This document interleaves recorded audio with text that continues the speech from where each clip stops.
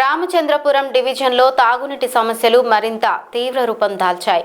జాతీయ రహదారి సమీపంలో మంజీరా వాటర్ పైప్ లైన్ పగిలిపోవడంతో భారీగా నీరు వృధాగా పారిపోగా సమీపంలోని ఓ షాపులోకి పూర్తిగా నీరు చేరి నష్టం వాటిల్లింది.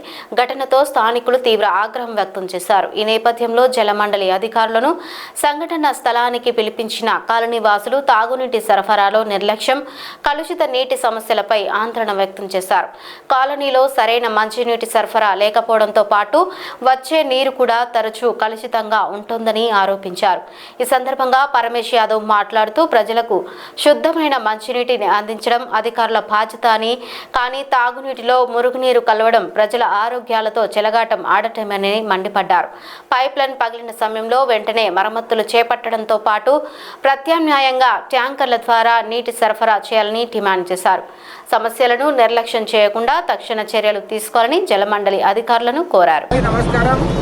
ఈరోజు మన రామచంద్రాపురంలో పారాగాన్ షోరూమ్ పక్కన ఉన్నటువంటి ఏదైతే రోడ్డు సర్వీస్ రోడ్ వేస్తున్నారో ఈ సర్వీస్ రోడ్లో ఎవరికి కరెక్ట్ అండర్స్టాండింగ్ లేక నేషనల్ హైవేలు హెచ్ఎండబ్ల్యూ మీద హెచ్ఎండబ్ల్యూ వాళ్ళు ఈ కేబుల్ నెట్వర్క్ల వాళ్ళ పేరు మీద వేసుకొని ఒక కోఆర్డినేషన్ లేక పబ్లిక్ని ఈరోజు చాలా సఫర్ చేస్తున్నారు.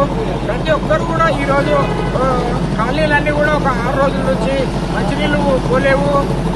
ఆ పని కూడా ఎవరైతే ఉన్నారో వీళ్ళు లైన్ డ్యామేజ్ చేయడము, pipe line water pipe line damage చేయడం వల్ల పబ్లిక్ అందరికీ సఫర్ అవుతుంది.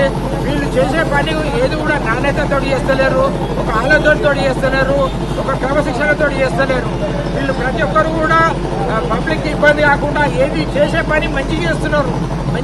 మంచి కోసం చేసే పని మంచి చేయాలి, ఒక ఆలోచనతో చేయాలి, పబ్లిక్ ఇబ్బంది కాకుండా చేయాలి. ఎందుకంటే పైప్ లైన్ డ్యామేజ్ చేస్తే ముంగటున్న వాళ్ళకి ఎవరికి నీళ్లు వద్దలేవు. 5 రోజులు వారం రోజులు నీళ్లు లేని పరిస్థితి ఉంటున్నది. కాబట్టి ప్రతి ఒక్కరు కూడా ఈ హెచ్ఎండబ్ల్యూ వాళ్ళు, నేషనల్ హైవేలు, ఈ ఏదైతే ఇంటర్నెట్ కేబుల్, జియో కేబుల్, ఈ కేబుల్ ఆ కేబుల్ అనేది ఉన్నాయో వాళ్ళందరూ ఒక కోఆర్డినేషన్ తోటి పనిచేసి పబ్లిక్ ఇబ్బంది లేకుండా చేయాలి. రాత్రి జరిగినటువంటి ఈడ 8 గంటల టైంలో ఈడ వాటర్ లీకేజ్ అయింది. ఏదైతే కేబుల్ వేసిర్రో డిఐ పైప్ అనేది చాలా హార్డ్ పైపు, ఆ పైపును కూడా కొట్టేసి పాస్ చేసి పలగొట్టి కేబుల్ పాస్ చేసారు ఈ కేబుల్ నెట్వర్క్ వాళ్ళు, జియో కేబుల్ వాళ్ళు. దాని మూలంగా వాళ్ళు ఉన్నటువంటి వాటర్ ఏదైతున్నాయో అవన్నీ కూడా ఇక్కడ ఉన్న 3 షాపులకు 5 ఫీట్ల మేరకు నీళ్లు నిండిపోయినాయి. అదే ఒకవేళ అర్ధరాత్రి జరిగి ఉంటే, ఒకవేళ ఇక్కడ ఎవరైనా పండుకొని ఉంటే చచ్చిపోతుంటే జనాలు. కాబట్టి ప్రాణ నష్టం కూడా జరిగే పరిస్థితి ఉంటుండే. కాబట్టి ప్రతి ఒక్కరు కూడా వాళ్ళు ఆలోచనతో పనిచేయాలి, ఖచ్చితంగా కోటేషన్ తోటి పనిచేయాలి అని చెప్తున్నాము. ఏదైతే ఈ డ్యామేజ్ జరిగిందో హార్డ్వేర్ షాప్ ఉన్నది, ఇలా టికెట్ బుకింగ్ షాప్ ఉన్నది, మరి స్పేర్ పార్ట్స్ షాప్ ఉన్నది. కాబట్టి వీళ్ళ ముగ్గురికి కలిపి కనీసము ఒక 5 లక్షల ఆస్తి డ్యామేజ్ అయింది. వాళ్ళు ఏదైతే హెచ్ఎండబ్ల్యూ వాళ్ళు ఇస్తారా, మరి కేబుల్ వాళ్ళు ఇస్తారా, ఎవరు డ్యామేజ్ చేసారో వాళ్ళు ఇద్దరు కూడా పనితో పాటు వీళ్ళు డ్యామేజ్ చేసి కూర్చే బాధ్యత కూడా వాళ్ళకు ఉంది. కాబట్టి ఖచ్చితంగా వాళ్ళు కంపల్సరీ ఈ డ్యామేజ్ కూర్చాలి. వాళ్లకు న్యాయం చేయకపోతే వాళ్ళ పనులు ఆపేసి వాళ్ళని ముట్టడిస్తాము, వాళ్ళ ఆఫీసులో ముందుకు సాగనీయము.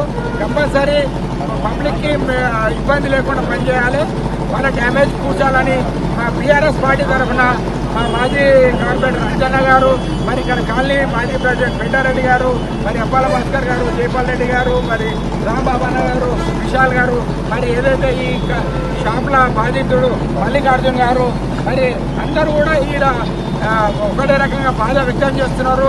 డ్యామేజ్ కూర్చాలి, పబ్లిక్ ఇబ్బంది లేకుండా పనిచేయాలి. ఈడ ఏదైతే డ్యామేజ్ జరిగిందో వాళ్ళకు తగిన న్యాయం చేయాలి. చేసేదాకా మేము టీఆర్ఎస్ పార్టీ తరఫున ఒప్పుకునేదే లేదు. ఏ దానికైనా సిద్ధంగా ఉంటామని హెచ్చరిస్తూ వీళ్ళకి న్యాయం చేయాలని మరొకసారి కోరుకుంటున్నాం.